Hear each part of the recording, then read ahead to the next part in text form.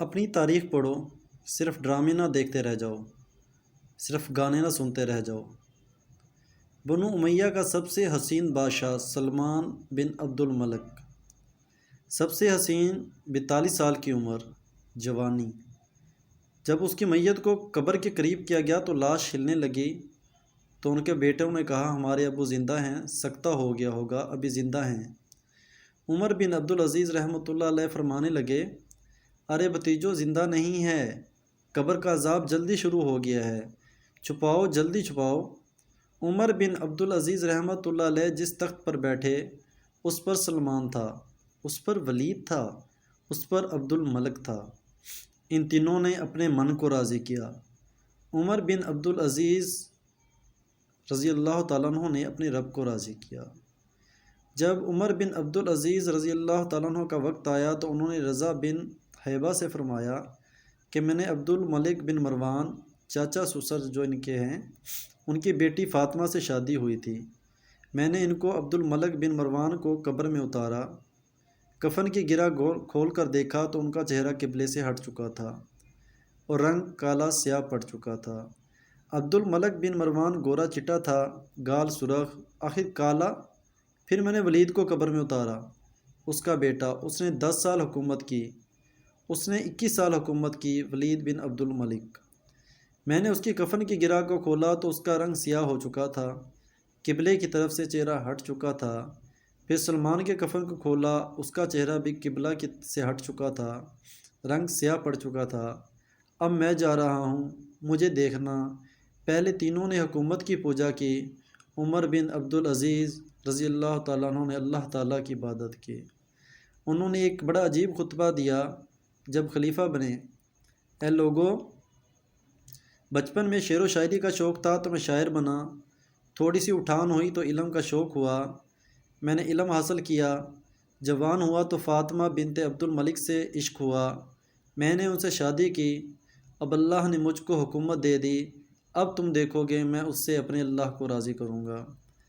ہمارے حکمران تو ووٹ سے آتے ہیں اور چلے جاتے ہیں، 4-5 سال کے بعد ان کے وراثت میں حکومت آ رہی ہے اور 3 بر اعظم پر حکومت ہے، اور ایسا روب و دبدبا ہے بنو امیہ کا کوئی ان کے سامنے سر نہیں اٹھا سکتا۔ بر اعظم میں زکوٰۃ لینے والا کوئی نہ بچا، بر اعظم میں سوال کرنے والا کوئی نہ بچا، بر اعظم میں ظالم کوئی نہ بچا، 3 بر اعظموں میں مظلوم کوئی نہ بچا۔ لیکن خود کیسا رہا؟ گھر آئے، فاطمہ بڑے اچھے دن گزر رہے ہیں، اب امتحان ہے، میں تیرا حق نہ ادا کر سکوں گا، طلاق لینی ہے تو میں حاضر ہوں، ساتھ دینا ہے تو پہلے اپنے حق معاف کرو۔ سیاسی لحاظ سے فاطمہ جیسی عورت تاریخ میں نہیں آئی، 7 نسبتوں سے شہزادی ہیں۔ فاطمہ کہنے لگی، عمر میں نے سکھ کے دن آپ کے ساتھ گزارے ہیں، دکھ میں آپ کو چھوڑ کر نہیں جاؤں گی، جائیے میں نے سارے حق معاف کیے۔ پھر عمر بن عبدالعزیز رضی اللہ تعالیٰ عنہ کی راتیں اور دن کیسے گزرے۔ مصلے پر روتے روتے وہیں سو جاتے اور مصلے پر روتے روتے وہیں سے اٹھتے۔ اپنی حکومت کو اللہ کی رضا کے لیے استعمال کیا۔ کیسے استعمال کیا؟ فاطمہ کا سارا زیور بیت المال میں ڈال دیا، تنخواہ پر آ گئے۔ عید کا موقع آیا، بچوں نے ماں سے کہا ہمیں کپڑے لے کر دو۔ فاطمہ کے پاس عمر کے 3 بر اعظموں کے خلیفہ کے بچے آ رہے ہیں۔ امی جان ابا سے کہیں عید آ رہی ہے، ہمیں عید کے کپڑے لے دیں۔ ابا تشریف لائے، خزانے لبالب بھرے ہوئے ہیں گندم کے ڈھیر کی طرح۔ کہا امیر المومنین، بچے کپڑے مانگ رہے ہیں۔ کہا فاطمہ میرے پاس تو پیسے نہیں ہیں، کہاں سے کپڑے لے کر دوں؟ فاطمہ نے کہا پھر بچوں کا کیا کریں؟ کہا مجھے بھی نہیں پتہ کیا کرو۔ اس سے پہلے 3 حکمرانوں نے لوٹ مار کے بازار گرم کیے، ظلم کے بازار گرم کیے، اور آج اس تخت پر ایک شخص بیٹھا ہے جو اللہ کو راضی کرنے میں لگا ہوا ہے۔ تو فاطمہ نے کہا آپ ایسا کریں، اگلے مہینے کی تنخواہ ایڈوانس لے لیں، اس سے ہم بچوں کے کپڑے لے لیتے اور میں مزدوری کر کے گھر کا خرچ چلا لوں گی۔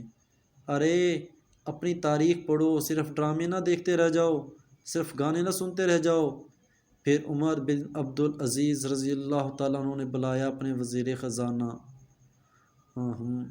اپنا غلام، ہاں بھائی مزاحم، ہمیں بچوں کے کپڑے چاہیے، اگر اگلے مہینے کی تنخواہ ایڈوانس مل جائے وہ کہنے لگے امیر المومنین آپ مجھے لکھ کر دے دیں، آپ اگلے مہینے تک زندہ رہیں گے، میں آپ کو تنخواہ دے دیتا ہوں۔ آپ نے سر جھکا لیا، اٹھے، گھر آئے، اپنی بیوی سے کہا فاطمہ بچوں سے کہہ دو ان کا باپ ان کو کپڑے نہیں لے کر دے سکتا۔ عید کا دن آ گیا، بنی امیہ کا خاندان ملنے آ رہا ہے، سارے سرداروں کے بیٹے، اعلیٰ ملبوسات سب ملنے آ رہے۔ تھوڑی دیر بعد دیکھا تو بچے بھی ملنے آ رہے ہیں۔ امیر المومنین کی حیثیت سے بچے باپ کو ملنے آ رہے ہیں اور ان کے جسم پر پرانا لباس ہے۔ حضرت عمر بن عبدالعزیز نے ایک طرف دیکھا تو سرداروں کے بیٹے اور زرق برق پوشاکیں، ایک طرف انہیں بچوں کو دیکھا جسموں پر پرانا لباس۔ ارے اس باپ سے پوچھو جو سب کچھ کر سکتا ہو لیکن پھر بھی اللہ کی رضا کی خاطر مٹھی بند کر لے کہ کہیں میں نے حرام کی طرف نہیں جانا۔ بچوں کو دیکھا تو آنکھیں ڈگمگا گئیں۔ فرمایا میرے بچوں، آج تمہیں اپنے باپ سے گلہ تو ہوگا کہ آج ہمارے باپ نے ہمیں کپڑے نہیں لے کر دیے۔ ان کے ایک بیٹے تھے عبد الملک، وہ آپ سے بھی 4 ہاتھ تھے، وہ آپ سے پہلے ہی اللہ کو پیارے ہو گئے تھے۔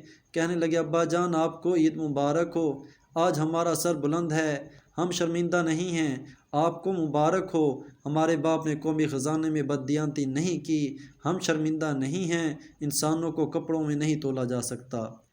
آج کا میرے دیس کا مالدار اتنا فقیر ہو گیا، اتنا چھوٹا ہو گیا ہے کہ وہ اپنا تعارف کروانے کے لیے 50 لاکھ کی گھڑی لیتا ہے، 6 لاکھ کا جوتا لیتا ہے۔ آج کی بیگم اتنی چھوٹی ہوگی کہ وہ اپنے قد کو بڑا کرنے کے لیے 8-10 لاکھ کا ہینڈ بیگ لیتی ہے۔ ارے میرے بھائی 2 ٹکے کا بھی نہیں رہا اگر تم نے 50 لاکھ کی گھڑی سے خود کو بڑا بنایا ہے۔ ارے اس دھوکے سے نکلو، برینڈڈ برینڈڈ برینڈڈ۔ جب تم اپنی ذات میں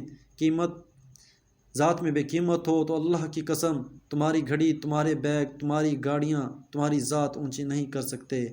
ایک دن عمر بن عبدالعزیز رضی اللہ تعالیٰ عنہ اپنی بیگم فاطمہ سے کہنے لگے فاطمہ کچھ پیسے ہیں، میرا انگور کھانے کو جی چاہ رہا ہے۔ فاطمہ رونے لگیں اور کہنے لگی امیر المومنین خزانے بھرے پڑے ہیں، کیا 1 درہم کا بھی حق نہیں کہ لے کر آپ انگور کھا لیں؟ فاطمہ کی بات سن کر تڑپ کر بولے فاطمہ میں جہنم نہیں برداشت کر سکتا۔ آج ہم اپنے گریبان میں جھانکیں، صاحب اقتدار اپنی جگہ جس کو جتنا موقع ملتا ہے لوٹ کھسوٹ میں لگا ہوا ہے، اللہ ہمارے حال پر رحم فرمائے، دنیا بڑی خسارے کی جگہ ہے۔ اس پیغام کو دوسروں تک پہنچائیں تاکہ اللہ کسی کی زندگی کو آپ کے ذریعے سے بدل دے۔ اپنی تاریخ پڑھو، صرف ڈرامے نہ دیکھتے رہ جاؤ، صرف گانے نہ سنتے رہ جاؤ۔